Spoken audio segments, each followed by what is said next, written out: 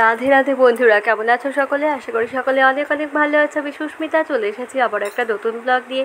আজ বৃহস্পতিবার আর এখন সকাল 8:30 বাজে। তো এখন থেকে ব্লগটা স্টার্ট করলাম। তোমরা ব্লগটা প্রথম থেকে শেষ পর্যন্ত দেখতে থাকো, আশা করি তোমাদের অনেক অনেক ভালো লাগবে। সকালে এখন কচু শাকটাকে সেদ্ধ করে দিচ্ছি। এটা দুপুরে রান্না হবে, যদিও মা রান্না করবে, আর আমি সেদ্ধ করে রাখছি। ওটা জল ঝরবে সেজন্যে। আর সকালে দেখো আজকে ভোগ লাগানো হয়েছিল অন্ন, তার সঙ্গে কুমড়ো শাকের তরকারি আর হচ্ছে মিষ্টি। তো সকালে হচ্ছে ভোগ লাগানোর পরে সকলে একটু এখন ভোগটা দর্শন করে দিচ্ছে। আর একটু ভগবানকে দর্শন করে নাও সকলে, সকলে একটু বৃন্দাদেবীকেও দর্শন করে নাও। আর এরপরে দুপুরবেলাতে আমাকে আজকে আর রান্না বান্না করতে হবে না। দুপুরবেলাতে আজকে মাই হচ্ছে সমস্ত রান্না বান্না করবে। দিদা আছে, সমস্ত সবজি আমান্য করে দিচ্ছে, আর মাই হচ্ছে রান্নাবান্নাটা করবে। তো আমি হচ্ছে এখন একটু বসে আছি অর্জুনকে নিয়ে, ওকে স্নান করিয়ে দিলাম। আর তারপরে হচ্ছে একটু কাজ ছিল, সেই কাজগুলো সব শেষ করে নিলাম। এই দেখো দুপুরের ভোগ, দুপুরের ভোগে আজকে কাশ্মীরি আলুর দম, কচু শাকের তরকারি আর টক। আর তারপরে বিকেলে তো পড়ানো ছিল, সারাদিন আর ভিডিও করতে পারিনি। এখন সন্ধ্যাবেলা দিদা আর ঠাম্মার জন্য চা বানাচ্ছি। চা, লাল চাই বানিয়ে দিলাম। আর এখন হচ্ছে সন্ধেবেলাতে মানে সন্ধে টন্ধে দেওয়ার পরে তো রাতের ভোগ বানাবো। আজকে রাতে হচ্ছে একটু কুমড়ো, আলু, ঝিঙে সমস্ত মানে পাঁচমিশালি সবজি দিয়ে, তাতে একটু সয়াবিন দেবো, সমস্ত কিছু দিয়ে একটা তরকারি বানাবো। আর সেজন্য সয়াবিনটাকে হচ্ছে প্রথমে হচ্ছে ভিজিয়ে দিয়েছি।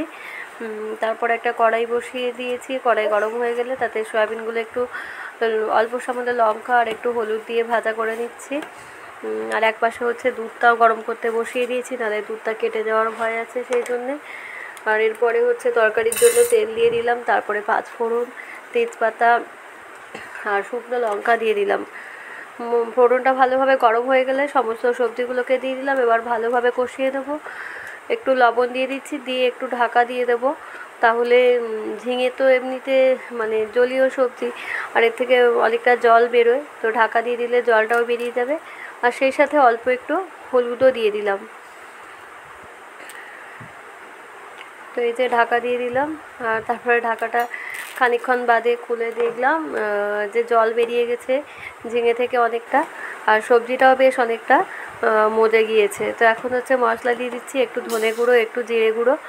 আর এখানে আমি কাঁচা লঙ্কা দিয়ে করছি।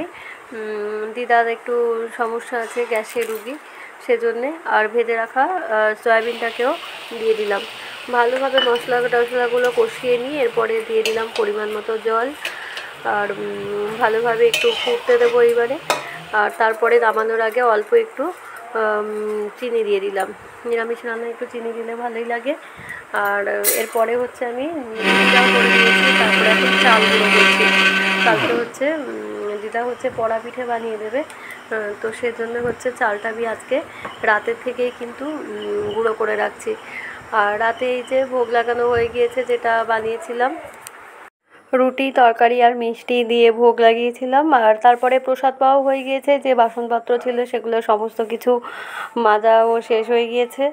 আর তারপরে অর্জুনও উঠে পড়েছিল, ঘুমিয়ে পড়েছিল আগেই, তো ওকেও আবার ঘুম পাড়িয়ে দিলাম। তো ব্লগটা আজকে এখানেই শেষ করলাম। Tata, by.